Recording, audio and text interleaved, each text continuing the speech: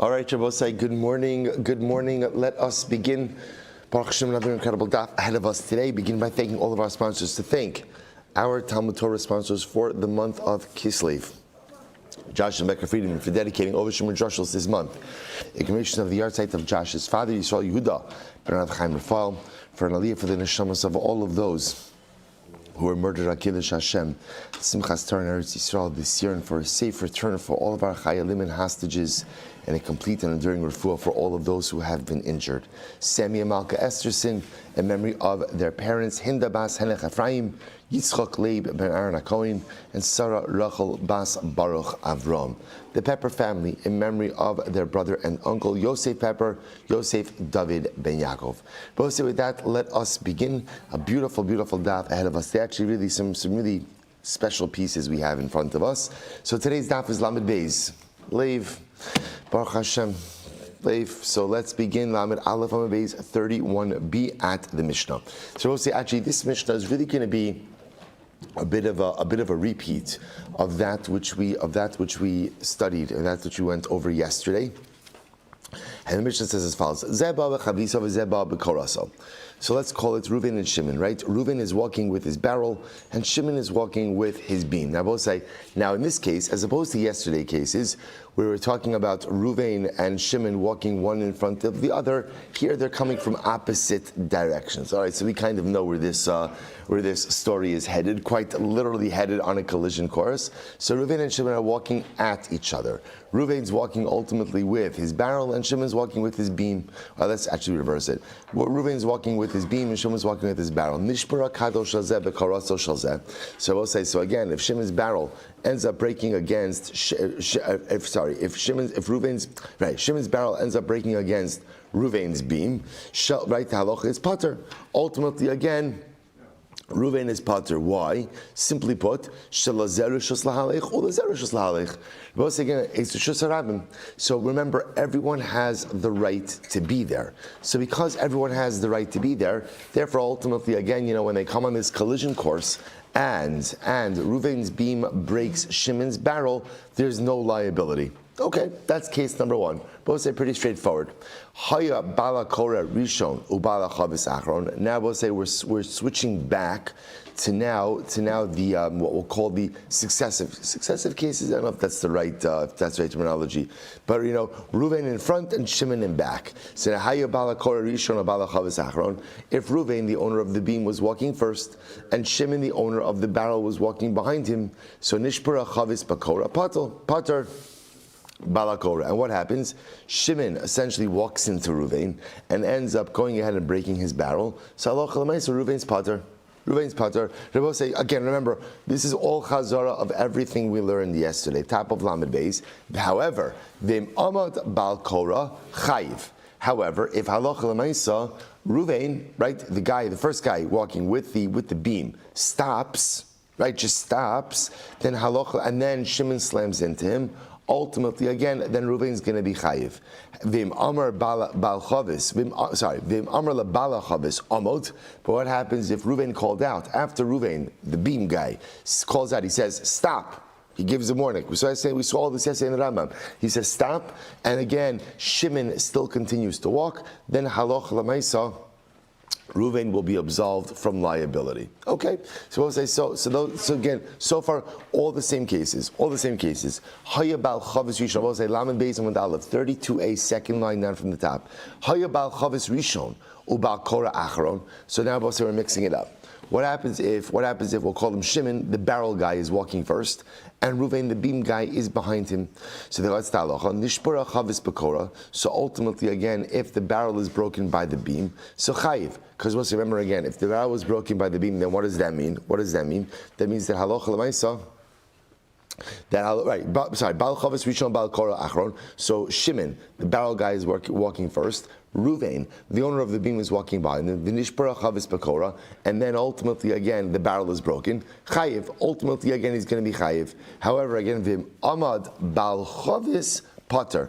I will say, because remember again, essentially what you begin to see is, and it's the same thing like in vehicular law, right? If you hit someone from behind, right? I think the halacha, like the law is, you're almost always liable.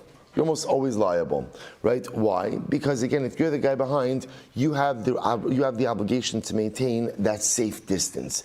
It's the same thing in halacha. So what happens over here? So Shimon's walking first with his barrel. Reuven's walking behind, right? Reuven ends up breaking Shimon's barrel with his beam. The liability is on Reuven because Reuven, you should have maintained a safe distance. Vim amar labal kora, vim amar bal chavis pater. They will say now, in this case, Shimon is in front with his barrel. If Shimon stands still, right, Shimon goes ahead and stops, then ultimately, and then Reuven slams into him, then at that point, Reuven is going to be liable. But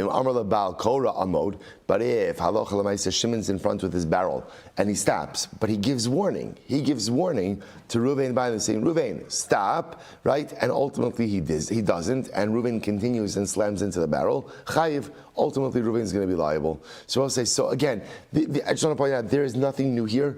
This is everything that we learned yesterday. Everything we learned yesterday. Only two new cases that are being introduced is where Reuven and Shimon are walking kind of in opposite directions towards each other, and there's a bit of a collision course. And today's daf, we also just changed around yesterday's daf. It was always the owner of the beam who was in front, barrel in back.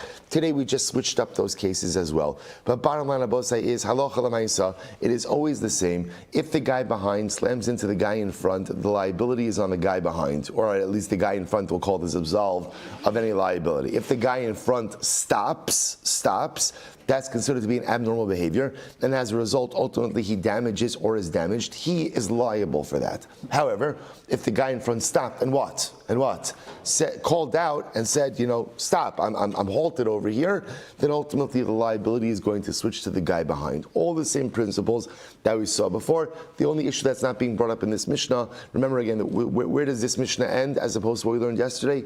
In yesterday's daf, what we were sprinkling in there was what? Niskal, was tripping, right? And the obligation to get back up in the aftermath of tripping, the fact that tripping is not negligent, so right, falling down is not negligent, but remaining down is. B'halacha and b'hashkafa, as we saw yesterday, right? But l'maisa, so today we're just not dealing with that. Mishnah ends off by saying, V'chein zeh ba b'nei ro, v'zeh ba b'pishtano. Another case, I will say, again, we're going to see some beautiful Chanukah allusions to this as well.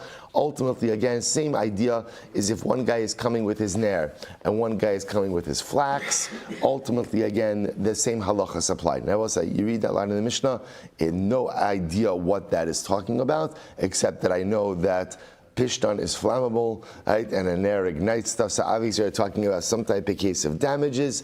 And Meretz Hashem, we will see in the Gemara. Beautiful. But here we go. Quite an interesting case here. Ba'mine Rabba bar Nasa merafuna. Hamazik es ishto b'tashmish hamita mahu. Interesting case. What happens if a man injures his wife during intimacy? During intimacy, he injures her. So Rabbi say, so now what's the shaila? Rabbi say, so can she sue for damages? Can she sue for damages? That's the halacha. So that's the question. Now, so Kevan de Birshus Ka'avid Pater. So I'll say, on one hand, we can say, look, obviously we're talking about a case, but we're not talking about Chas v'Shalom, a case where a man injured his wife because he violated her. That's not what we're talking about. We're talking about, again, a consensual act. So if it's so, on one hand, we could say, look, in other words, everything is being done Birshus, everything's being done with consent.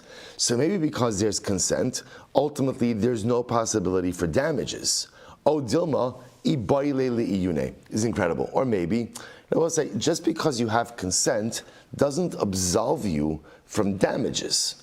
Right? At the end of this, there are plenty of cases where damages happen with consent, right? Let's say, can you imagine, we'll see other cases. So, or perhaps, again, the Bailei Yune means he has an obligation to be careful. What's interesting about what the Gemara is suggesting is that obviously in halacha, intimacy is a responsibility that a husband has towards his wife. In general, the hashkaf of intimacy is that it's the husband's obligation to provide his wife with a pleasurable experience. It's a husband's obligation of ona. The responsibility sits upon the husband.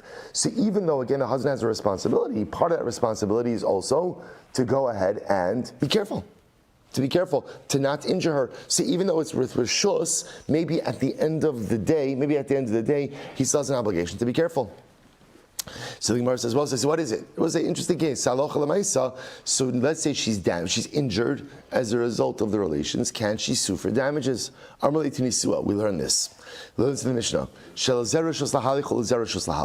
But remember again, the halacha is going back to the Mishnah, right? The Mishnah spoke about the first case of the Mishnah. Reuven is walking in one direction, with his beam. Shimon's approaching him from the opposite direction with his barrel. The barrel and the beam collide. There's no liability. Why is there no liability? I'll say why. By the way, I want to point out there's no liability assuming what?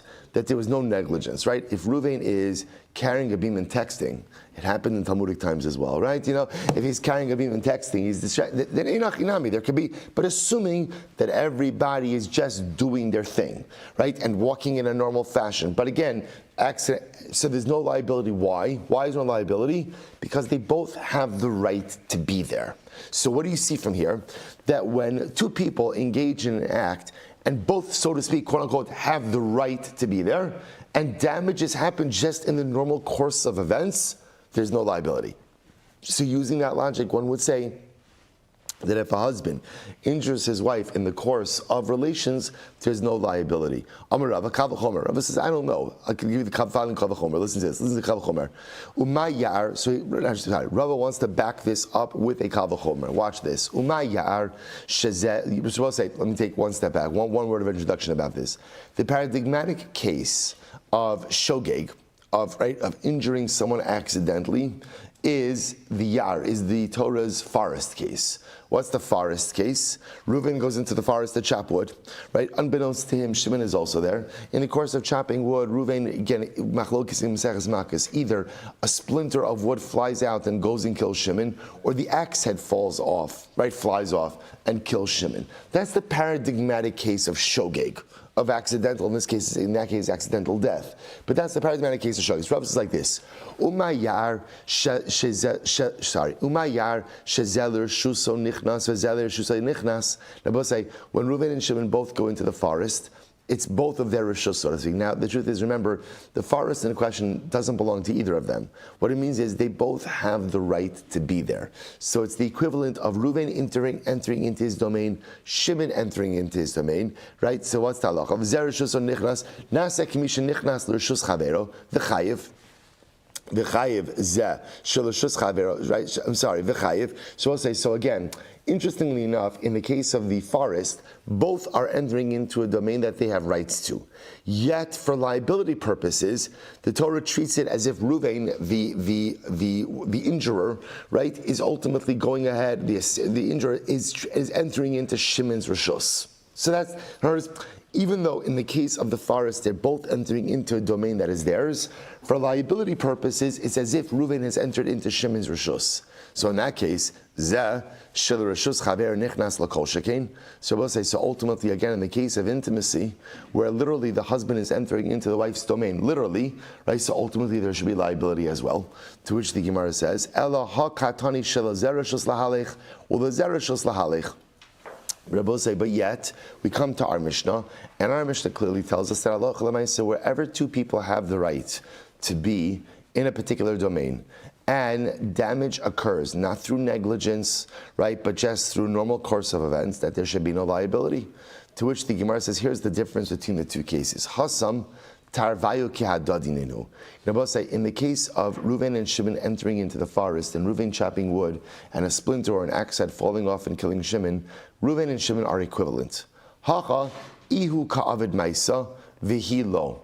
So I would say this is interesting. The way the halacha views the act of intimacy is that it is the husband who is doing the maisa, and it is the wife who is, so to speak, passive. So because that, I will say also that could change things halachically. So therefore, again, because the husband is one quote unquote doing the maisa, if damage occurs, he really should be liable for that, because he's quote unquote the perpetrator of the damage. The Gemara says, the Gemara says, "V'hilo." So you have v'haksia, but that's not true. I will say, here's the problem. I will say, first wide line. Here's the problem with saying that in active relations, it is the man who is active and the woman who is passive. Why? Because they're both saying, in every act of illicit relations, there's dual liability, right? If a woman was really fully passive in the act of intimacy, then a woman should never have any liability for any illicit active relations, because technically, she's not doing anything. She's not doing anything. But yet we see the pasuk says, Yet we see that halacha if a woman does engage in an illicit act of relations, there's absolute liability. So you see from here that a woman is considered to be active, quote unquote active in the act of relations, to which the Gemara says, no. Here's the difference. It's actually interesting, I will say. The Gemara wants to make a distinction between hana, which is benefit or pleasure, versus maisa, which is dynamic activity. The reason why if a woman engages in an act of illicit relations there's liability is because she benefited, quote unquote, from the act. That's her role. She gets hana. So because she gets hana, therefore again there's liability. But from an actional perspective, it's actually interesting, from an actional perspective, halacha l'maisa, the man is considered to be the active one, and the woman considered to be the passive one. Fascinating. They will say, therefore, again, the Gemara wants to suggest that because it's the man who's the active one, therefore, halacha l'maisa, if a husband damages his wife in the act of relations, damage is one word, injures and causes damages in the act of relations, that ultimately, again, he should be liable. He should be liable. We'll say, how do we paskin? So we paskin actually halacha l'maisa, excuse me, that if a husband does cause damage, does cause injury to his wife in the act of relations, she can sue for those damages.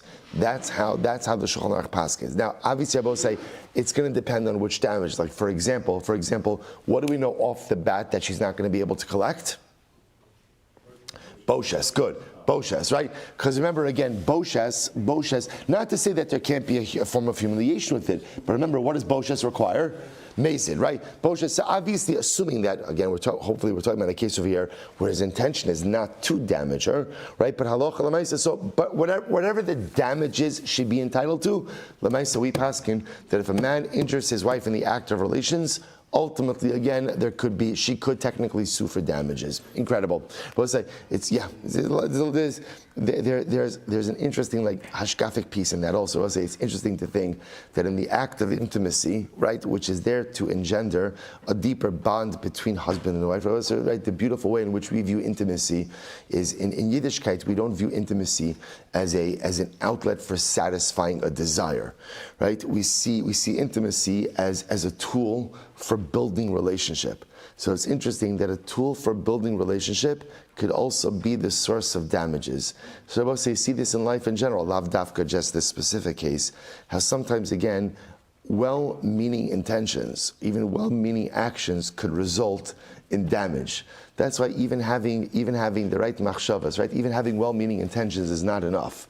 You have to figure out the right way to execute those well-meaning intentions. Because even again, the most beautiful intentions could result in damage, and if they result in damage, you're liable for that. Right? Having good intentions is not enough. Having good intentions and then figuring out the correct way to execute those intentions, that's the key to relationship success. So the Gemara goes weiter. So second white line about Rishon. It's an interesting case. So what I said, I remember again the next case in the Mishnah, which again is really in line with what we saw yesterday. So Ruvain carrying his beam is walking in front. Shimon, the owner of the barrel, holding the barrel, is in back. So we had a variety of cases. What are the cases? Case number one, Shimon's barrel breaks against Ruvain's beam. What's the halacha?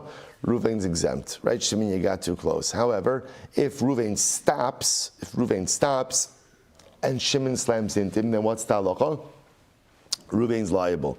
However, if Ruvain stopped and Ruvain called out to Shimon, and Ruvain said to Shimon, halt, right, stop, he gives him enough warning to stop, and Shimon still continues to slam into him, ultimately no liability. So let's analyze. Amar Reish Lakish.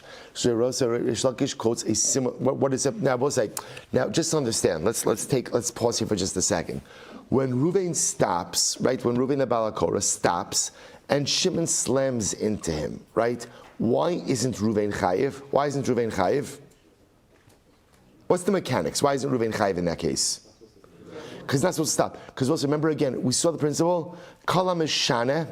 Any time that you go ahead and engage in I was going to say deviant behavior, but that unusual behavior, thank you, right? Anytime that you go ahead and you engage in unusual behavior, so ultimately, again, then you're responsible for what happens next. That's the yesod. So Ruvain, you're walking, right? So you're walking. If you stop in Rosh Hashanah, which I both say is unusual, right?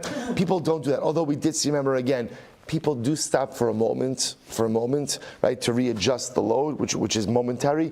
Again, that's fine. But when we take a stoppage with liability, that's like you're stopping to rest. So when you engage in unusual behavior, you are then responsible for whatever damages occur as a result of that. That's the guiding light principle in this. So watch this. We saw this a million times already.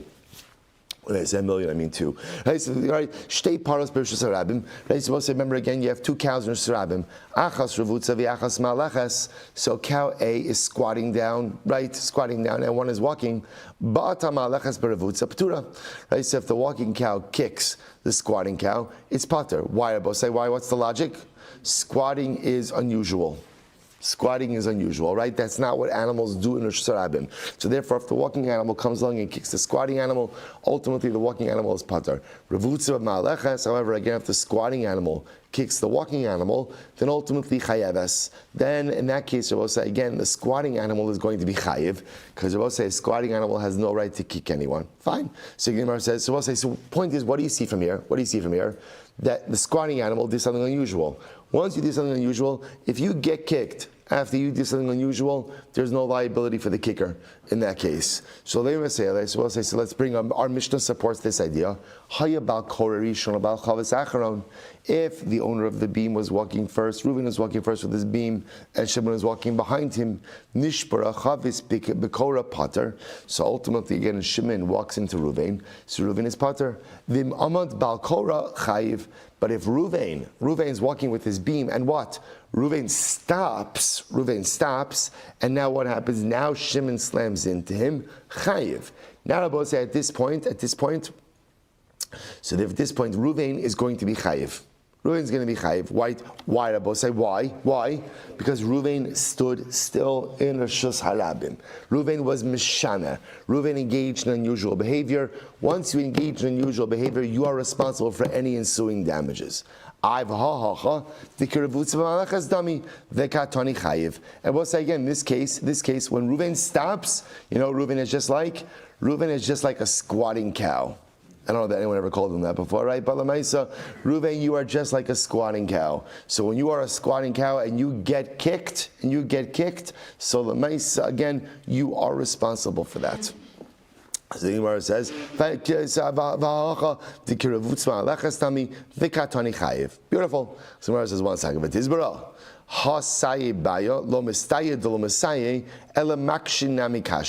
So the says, one second. You're bringing up the squatting cow case as a proof to our Mishnah, right? The truth is, not only does our Mishnah and squatting cow case not align with each other, but they actually pose a question. How so? Taima deba'ata. I will say, interestingly enough, the reason ultimately, again, here's what's interesting. When the squat, right? Well, let's go back to the squatting cow case. What did we say? The cow is squatting, right? So when the walking cow kicks the squatting cow, pater.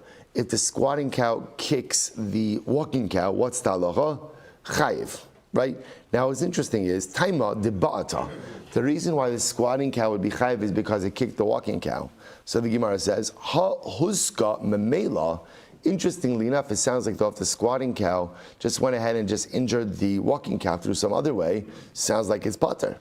V'hamas nisin de memela. Yet I will say the Mishnah's case is where damage does come memela. Both say memela means even without intent. V'katani chayiv, and yet it says that you're chayiv. So I will say, so the two cases do not align at all. To which the Gemara says, no. Masnisa de paska laorcha kishidla. So we'll say, what's the Mishnah's case? We'll say the Mishnah's case is that when Reuven stopped, we saw this in yesterday's daf. Literally, we'll say he was sprawled out, or he stopped like a carcass across the road. In other words, we'll say the way he stopped, we kind of have this image of Reuven carrying the beam on his shoulder, and he stops. So really, Shimon, technically speaking, could even go around him in some way. But no, actually, it's not the case. Reuven actually has essentially his beam. He stopped across the width of the road. Across the width of the road. Hakanami kigon derava bechad gisa. So we'll say ultimately again, the case over here is halacha l'maisa. In the case of the cow is squatting on one side. Ibayle lesaguye beidach gisa, and the other cow had room to go ahead and walk around it. Fine. Elasefa demasnisin misayle reish lakish. But the end of the Mishnah supports Reish Lakish. How so? Diktani hayabal chavis rishon bal kora achron. If the owner of the barrel was walking first, and ultimately again the owner of the beam behind him, nishpara chavis bekora chayiv, and then the beam guy slams into the barrel guy in front of him. So in that case, again the owner of the beam will be chayiv. V'im amad bal chavis pater. But if the owner of the barrel stopped, and then the beam guy slams into him, so the beam guy is going to be pater. I v'ha dami. So I will say this is the equivalent, ultimately again, of the walking cow going ahead and injuring the squatting cow. The katani pater, and yet it says that it's pater. To which the Gemara says, "Masnisa dichi arche kamaski hacha." So ultimately, again, I will say the Mishnah is ultimately dichi arche kamaski hacha. Amarle mihi de istacharushusi lesaguye alai lebeute bi lestacharushusi. So also we saw this before. That halacha l'maisa in the case of the squatting cow, the owner of the squatting cow could say, "Listen, when my cow is squatting and your cow is walking by, it's totally understandable if your cow tramples my cow. What does your cow not have the right to do? Kicking. See what I say? Kicking is a different level. Kicking we know is Karen. Kicking is aggressive behavior. So aggressive behavior is always considered to be unusual. So we'll say, so therefore again, even in the case of the squatting cow, in other words, we'll say that halacha l'maisa, even if you engage in unusual behavior, while it's true that you are responsible for any damages that occur afterwards, you're responsible for any damages that occur in a usual way. But unusual behavior, lav dafka, that you should be responsible for that. Okay, beautiful. So we'll say, so that brings an end to this sugya. And we'll say, so what do we take out from this sugya? It's really the same exact takeaways as we had from yesterday's daf. So I'll say in general, when you have Reuven walking in front of Shimon, so if halacha l'maisa again, if Shimon gets injured, right, or if Shimon suffers a loss or damages, so generally the liability is on Shimon, right, the guy behind, because he has a responsibility to keep a safe distance in order not to be damaged from anything that Reuven is holding behind him, or in front of him, If however Reuven stops, that's unusual behavior in Rishus Harabim. If because of that stoppage, ultimately Shimon is damaged, that responsibility is upon Reuven. If, however, Reuven stopped, but Reuven called out to Shimon, and Reuven said to Shimon, "Stop!" Right? He gives Shimon enough warning, "Stop, stop, stop," and Shimon still continues to go forward. Halacha l'maisa, Reuven will be absolved from liability. The other case, which was the last case in the Mishnah, Reuven and Shimon coming at each other from opposite directions.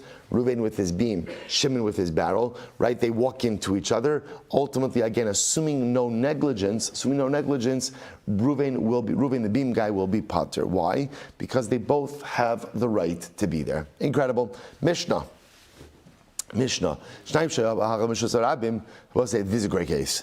Two people walking in Rabim. Echad ratz v'echad mehalech. One of them is running and one of them is walking. O shahayu shneim ratzim, or both were walking, both were running. Veziku zeh, and they injured each other. What's the halacha? Shneim peturin. They're both exempt. Okay, so this is interesting. So we'll say, now we'll say, what are we introducing over here? What are we introducing? Running. That's the new one. That's what's being introduced over here. We're introducing running. Says the Gemara, Masnisin lo Isi ben Yehuda. Our Mishnah does not reflect the view of Isi ben Yehuda. Why? What does Isi ben Yehuda say? Disanya, Isi ben Yehuda Omer, Ratz chayiv mipnei shehu meshuna. Isi ben Yehuda says, running, right? You're chayiv if you run. Why? Mipnei shehu meshuna. Both say, now this is actually very interesting. Isi says that in general, running is unusual behavior. People walk, and running is unusual. So we'll say, now why is that important? Because remember, once you are engaged in unusual behavior, then what's the halacha? What's the halacha? Then you're chayav for any subsequent damages. So therefore, again, the Gemara. So we'll say, our Mishnah clearly indicates that running is not unusual. Right? Running is not unusual. That's why, again, one person is running, two people are running, and damage happens. Our Mishnah seems to indicate that running is just like walking. So the Gemara just says that our Mishnah is not like Isi ben Yehuda, because Isi says running is unusual, and therefore you're chayav for any damages. However, both say it's beautiful. Umo de Isi be'erev Shabbos ben Hashmashos shu pater. But Isi will say, Isi, however, agrees that Erev Shabbos ben Hashmashos. He will say some things do not change, right? Rushing Erev Shabbos. So even Isi agrees that running Erev Shabbos ben Hashmashos, that is usual. That is usual. Because they'll say a person has reshus, so to speak, to run on Erev Shabbos ben Hashmashos in the twilight period, right? Because they want to go ahead. And now we'll say, now here's what's interesting. To us, our reflexive understanding of this is, why am I running? Why am I running? Because I'm late. We're going to see about say it's actually not what he's talking about over here. Isn't that beautiful? I'm Rabbi Yochanan. Halacha ki Isi ben Yehuda. The halacha is Isi ben Yehuda, which Rabbi say tells us that normally running is considered to be meshuna. Running is unusual. However, Erev Shabbos it is not. Umi Amar Rabbi Yochanan. Did Rabbi Yochanan really say this? But Rabbi Yochanan halacha ki stam mishnah. Utnan echad ratz ve'echad mahalech. O shayu shneim ratz p'turin. Yet Rabbi say Rabbi Yochanan. Did Rabbi Yochanan really say the halacha is Isi ben Yehuda? After all, Rabbi Yochanan says the halacha follows a stam mishnah. We'll say what's a stam mishnah? A mishnah without attribution. That's our mishnah. We'll say our mishnah is not attributed to anyone specific, which sounds like it's the divrei hakol. And our mishnah says that what? Running is not unusual. Running is not unusual. To which the Gemara says, no. The Gemara says, Masnisin berev Shabbos ben Hashmashos. So Rabbi said, listen to this. This is beautiful. Rabbi Yochanan posits that our mishnah, Rabbi says, is actually talking about what? Erev Shabbos ben Hashmashos, right? Going right the twilight period, entering into Shabbos. That's our Mishnah. That's why the Mishnah says one person's running, two people are running. That's not considered to be unusual behavior because it is usual to run on Erev Shabbos ben Hashmashos in the twilight period. And even Isi ben Yehuda, who holds that running is normally unusual, holds that on Erev Shabbos ben Hashmashos, running is usual. Incredible. So the Gemara says, how do you know it's mimai? Mediktani oshayu shneim ratzim p'turin hasulam. So we'll say, because the Mishnah said, even if both of them are running, they're pater. Why do you need that extra phase? Hashta echad ratz ve'echad mahalech pater. Shneim ratzim mimai. Because we'll say, think about the Mishnah. Right? The Mishnah said, if one of them was running, right, you're pater and cause damage, or if two of them. We'll say, obviously, if you're going to be pater where one of them was running, then what? It goes without saying that you're pater for damages if both of them are running. Why do you need to include that case? This is what it means to say. It's beautiful. Echad ratz v'echad mahalech pater. So we'll say, in a general sense, here's you have to read the Mishnah. Essentially, what the Gemara is essentially saying is like a chisri mechsera v'chi katani. We're missing parts of the Mishnah. Here's how you read the Mishnah. Watch this. This is incredible. Echad ratz v'echad mahalech pater. We'll say in general, if Ruvain's running and Shimon is walking, and we'll say they collide into each other in Shurabim and cause damage, Ruvain causes damage, let's say Ruvain's pater. When is that so? Berev Shabbos ben Hashmashos. And we'll say that is true if we're talking about, again, Erev Shabbos ben Hashmashos. So we'll say, so remember again, Erev Shabbos ben Hashmashos means the twilight period. Twilight period, late already again, maybe by candlelighting time, maybe even into the 18 minutes of candlelighting time. Aval b'chol, but during the week, echad ratz ve'echad mahalech chayiv.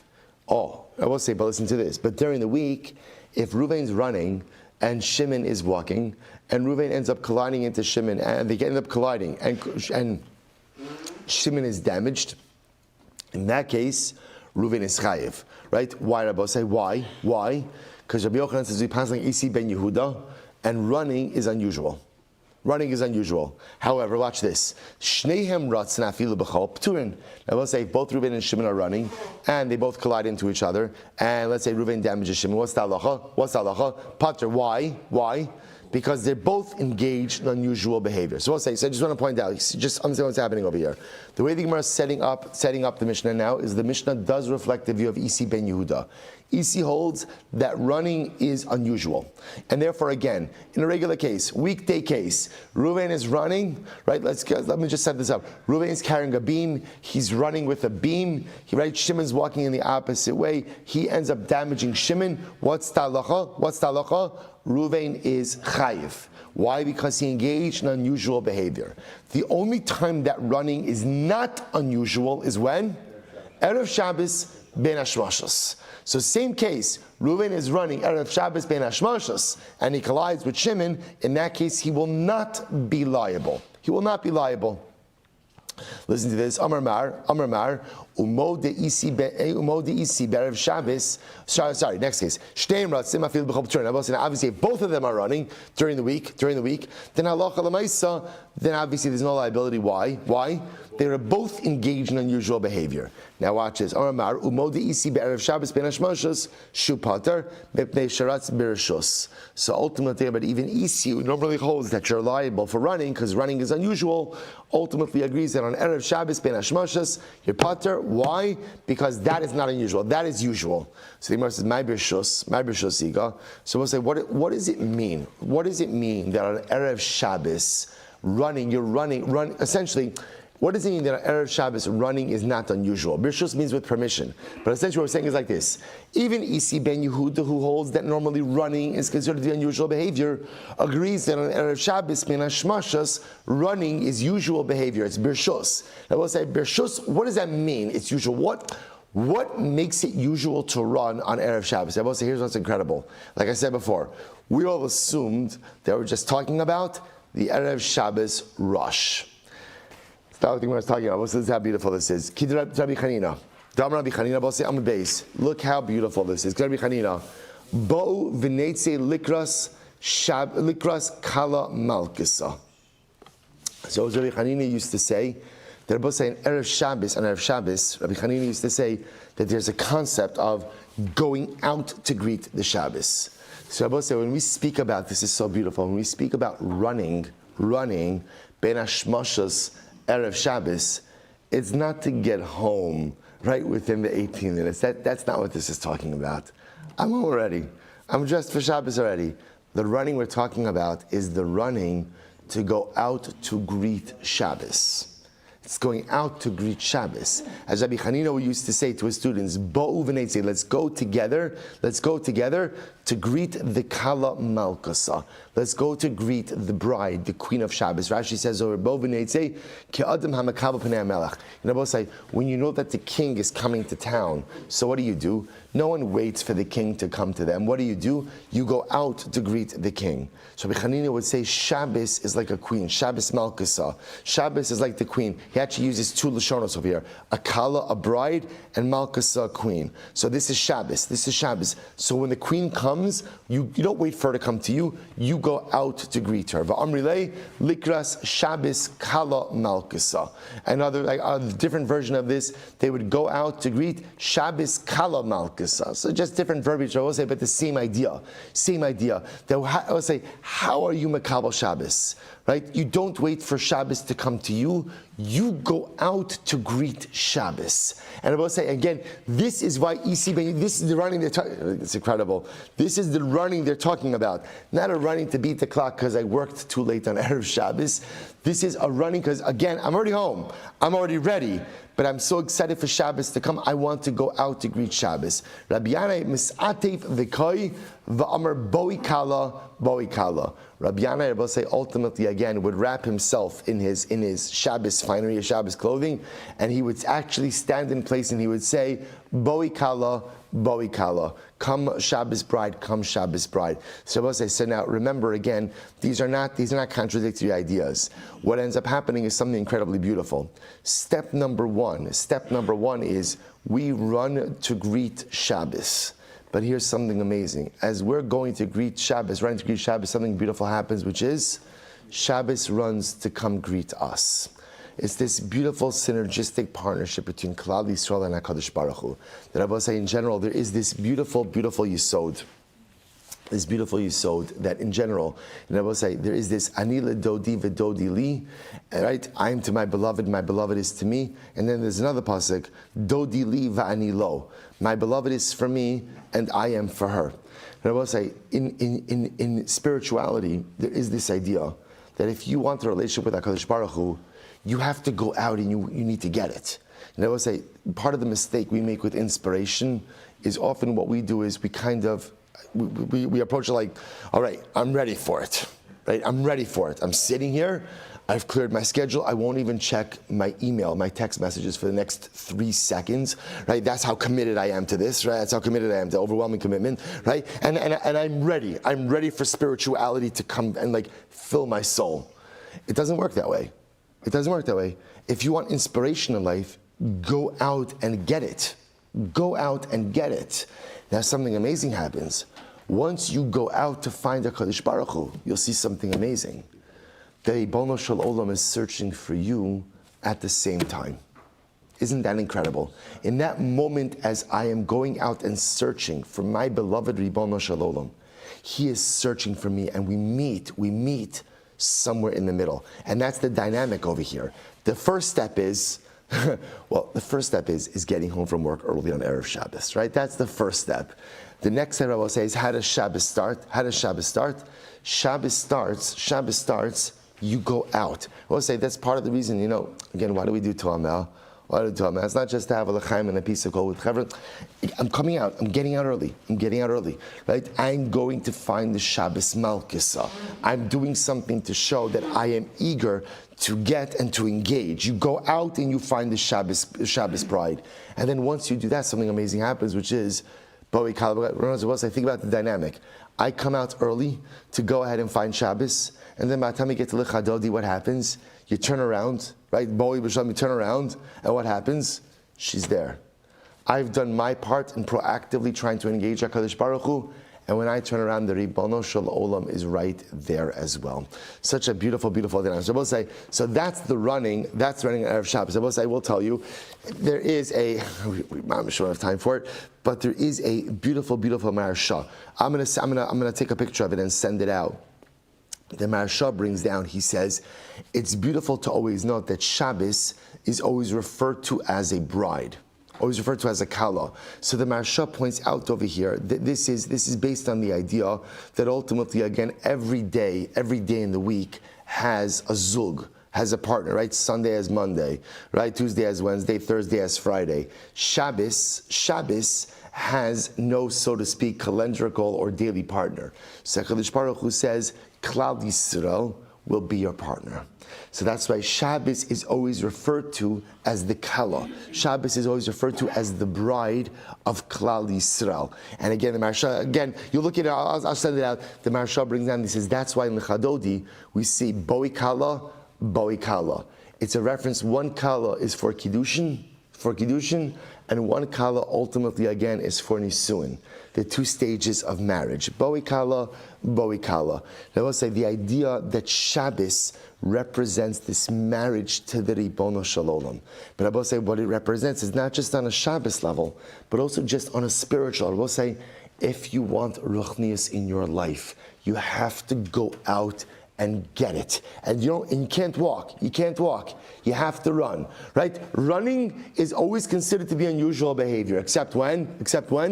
In the pursuit of Shabbos, in the pursuit of spirituality. Then it's the norm. You want spirituality in life, it's not, you can't stroll, you can't spazier, you can't take a casual, relaxing walk. We want spirituality in life, it's running. And that's the normal way to achieve spirituality. But the promise is, if you run to HaKadosh Baruch Hu, you'll turn around and see that He is running right back in your direction. And Halavat Abos, in all of these cases, right, when 2 people are running, the one thing we hope doesn't occur is what? They don't collide. But Abos say there is nothing better than running towards HaKadosh Baruch Hu, Him running towards us, and mamish a head-on collision of ruchnius. That's what I want more than anything in this world. And halavai v'shal bizocha. Let's say, let's go. Mishnah, a lot to do. All right, we're not davening Shachris till 8 o'clock today. That's the way it's going to work. But let's say interesting, it actually goes relatively easy sugya here. Let's say, all right, Reuven is chopping wood. in Rosh Hashanah. He's chopping wood in Rosh Hashanah. And what happens? Vehezek b'Rosh Hayachid. Ultimately, a splinter flies into Rosh Hashanah and injures Shimon. Or b'Rosh Hayachid, vehezek b'Rosh Hashanah. Or he's chopping wood in Rosh Hashanah and a wood chip flies and injures Shimon in Rosh Hashanah. B'Rosh Hashanah, vehezek b'Rosh Hashanah. Or b'Rosh Hashanah. Or Ruvain's chopping wood in one Rosh Hashanah and the wood chip flies into another Rosh Hashanah and injures Shimon. In all of these cases, Rabbi say, you're chayiv. Right? Now, Rabbi say, again, liability is obvious. Liability is obvious. Also, Rabbi say, I just want to point out, obviously, no one has a right to chop wood in Rosh Hashanah. Right? Understand that, of course. That's what Rosh Hashanah is for. Fine. The Gemara says, Rabbi say, why do I need all of these cases? So, here we go. If we would have brought out a case of Ruvain chopping wood in Rosh Hashanah and the wood chip flew into Rosh Hashanah, mishum neshchichi rabim. So then Rabbi say that I understand liability. Why? Because mamish there's a wood chip flying into public domain. So I understand why there's liability there. But Rabbi say when a wood chip flies from Rosh Hashanah to Rosh Hashanah, maybe there's no liability. Why? Because Rosh Hashanah in general there's not a lot of people. Okay. Vitana, if you would have just brought down the case of Rosh Hashanah to Rosh Hashanah, that there's liability. Why? Because we'll say you have no right to chop wood in Rosh Hashanah. But in the case of where I'm chopping wood in Rosh Hashanah and the splinter flies into Rosh Hashanah, maybe I shouldn't be chayiv. Why? I have a right to chop wood in the Rosh Hashanah. Vitana hanach tarti. If we just said these two cases, why?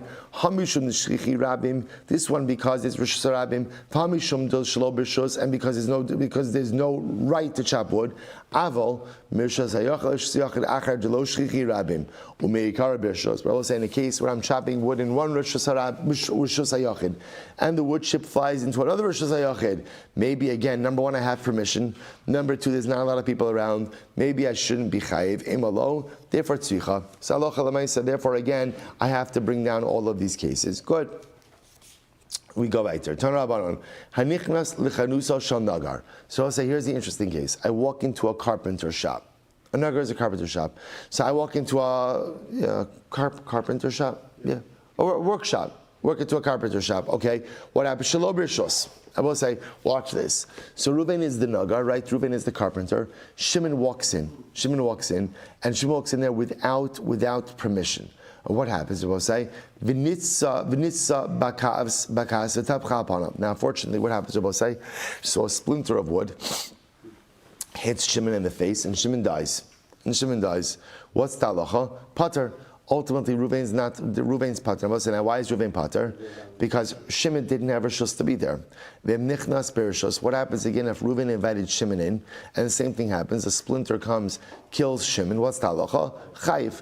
Ultimately, Reuven's liable. Now, asks the Gemara, my chayiv. When we say you're chayiv, what are you chayiv? My chayiv. Amar Rabbi Yosef Chanina, chayiv b'dalid dvarim upater migalas. Oh, we'll say, now watch this.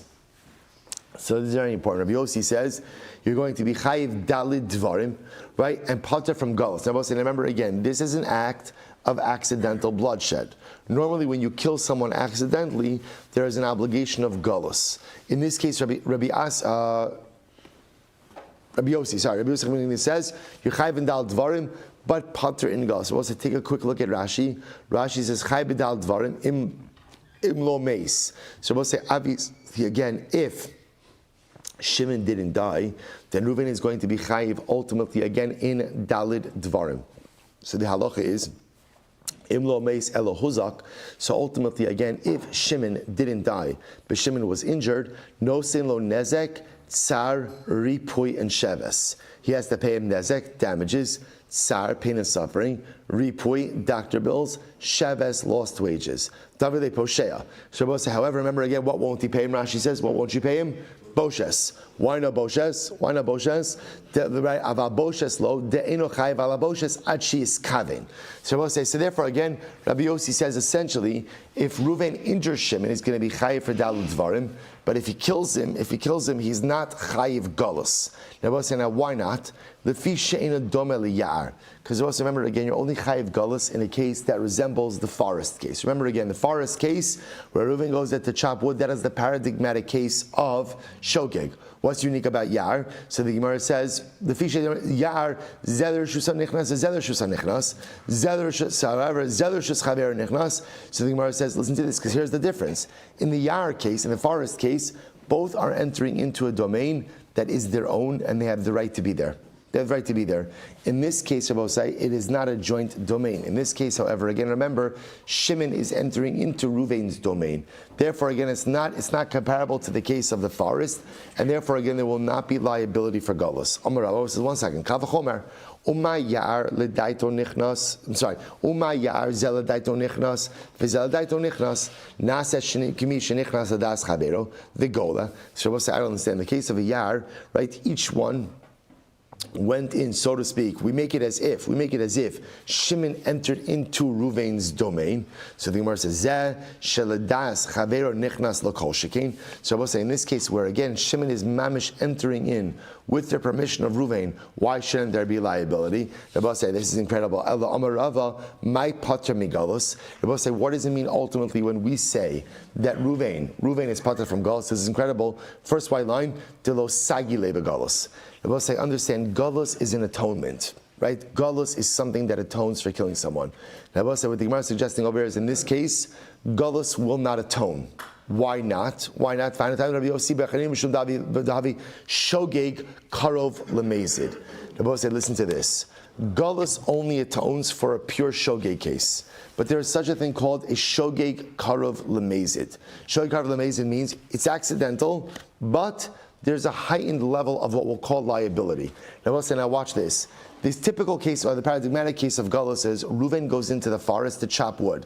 In that case, as far as Reuven is concerned, no one else is around. Right? That's where you go to Galus. In our case, Reuven has a carpentry store. We'll say, what happens in stores? What happens in stores? People walk in. So even though in this case, Shimon was not invited in, right? But nevertheless, again, and it's shogeg, but there's a shtickle negligence associated with it because you have to be of heightened vigilance because people do walk in and out of your store. So because that's what I said, this is a case of shogeg karov lemezid, and therefore again, galus, this is too much of a liability for galus to atone. That's why Reuven does not go to exile. He cannot avail himself of this atonement. Massive Rava says, Hosif le'ritzua achos umeis. So what's the interesting case? What happens, we'll say, if a person is being flogged by Beis Din? Person's being flogged by Beis Din. And what happens? The Beis Din accidentally adds on one more lash. And as a result, Reuven will call him dice. So harize gola yado. So the guy giving lashes goes to galus. So the Gemara says, Vaha hacha the shogeg karov lemezid. But isn't this a case of shogeg karov lemezid? A person, right, the guy lashing should take him on. You know what? Sometimes one more lash could go ahead and kill someone. So he should have taken better care to keep track of the number of lashes. And failure to do so is shogeg karov lemezid. Shouldn't go to galus. V'katani harei gola. Amar Yasim min arda the taiba minyana. What's the case? Ultimately, again, where he made a mistake with the number of lashes. And we'll say we'll stop over here for today. We'll pick up at Mirat Hashem with this case of administering too many lashes. We'll pick up with it tomorrow. We'll say, but again, fascinating situation where we see not every shogeg case is eligible for galus. Only a shogeg case that is true shogeg is eligible, but shogeg karov lemezid, accident which has a heightened level of liability, will not be eligible for shogeg. We'll see what the Beis Din case is tomorrow. We'll say shkoyach.